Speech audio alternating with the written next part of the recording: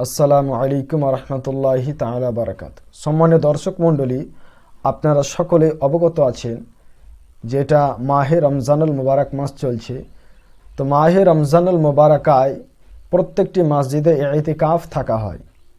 তো ইতিকাফ কি এবং কাকে বলা হয় এই সম্পর্কে আজকের ভিডিওতে আমরা জানব। তো প্রথম থেকে শেষ পর্যন্ত ভিডিওটি মনোযোগ সহকারে দেখবেন, মাসআলাটি শুনবেন এবং এই মাসআলার উপর আমল করার চেষ্টা করবেন। ইতিকাফ হলো আল্লাহ পাক রব্বুল আলামিনের ইবাদতের উদ্দেশ্যে মসজিদের মধ্যে অবস্থান করা, রোজা অবস্থায় নিয়তের সহিত, একে বলা হয় ইতিকাফ।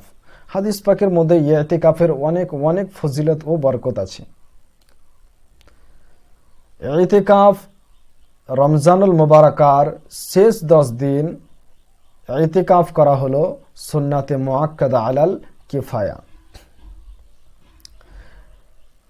ইতিকাফ করতে হবে এমন একটি মসজিদে যে মসজিদে 5 ওয়াক্ত বা জামায়াত নামাজ হয়। ইতিকাফের জন্য কমসে কম সময় মুদ্দাত হলো 1 দিন এবং 1 রাত।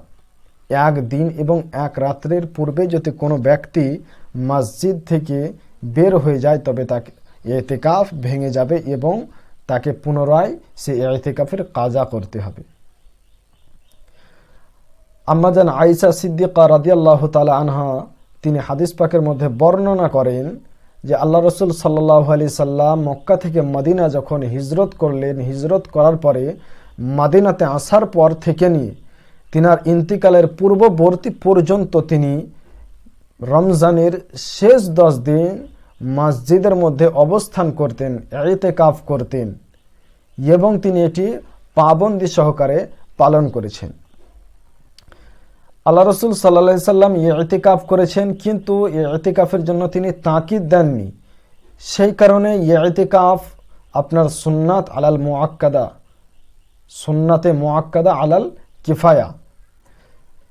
যদি তিনি তাকিদ দিতেন তবে এটা ওয়াজিব করা হতো, কিন্তু ইতিকাফ প্রত্যেকটি মসজিদে কমসে কম একজন ব্যক্তিকে করতে হবে, না হলে মহল্লার সমস্ত ব্যক্তি গুনাহগার হবে। ইতিকাফ যেহেতু এটা সুন্নাতে মুআক্কাদা আলাল কিফায়া, সেহেতু সমস্ত সাহাবাবর্গগণ তিনারা ইতিকাফ পালন করতেন না, কিছু কিছু সাহাবাগণ ইতিকাফ পালন করতেন। আরও একটি বিষয়, সেটা হলো ইতিকাফ বিনা রোজায় হবে না। ইতিকাফের জন্য রোজা হলো শর্ত। অর্থাৎ যদি কেউ ইতিকাফ পালন করে, সেটা যদিও সুন্নাতে মুআক্কাদা হোক অথবা নফল হোক অথবা ওয়াজিব হোক, যে কোনো ইতিকাফ হোক, ইতিকাফের জন্য তাকে রোজা রাখতেই হবে।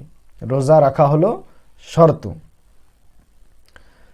মাহে রমজানুল মুবারকায় যে আমরা ইতিকাফ করি, রোজা রাখি, সেটা শুধু নয়, অন্য কোনো মাসেও যদি কেউ কোনো মানত করে যদি কেউ ইতিকাফ করে যে আমার এই কর্মটি যদি সম্পন্ন হয়, আমি আল্লাহ পাক রব্বুল আলামিনের ঘর মসজিদে একদিন ইতিকাফ থাকব, তবে তাকে রোজা রাখতে হবে। হাদিস পাকের মধ্যে এসেছে কোনো ব্যক্তি যদি একদিন ইতিকাফ করে তবে তার জন্য জাহান্নাম হলো আসমান এবং জমিনের যতটা দূরত্ব, এতটা দূরত্ব থাকবে তার কাছ থেকে জাহান্নাম। অতএব আল্লাহ পাক রব্বুল আলামিন আমাদের সকলকে মাহে রমজানুল মুবারকায় সঠিকভাবে রোজা রাখার, তারাবি পড়ার এবং সুস্থতা থাকার তৌফিক দান করেন। সকলে পড়ি আমিন।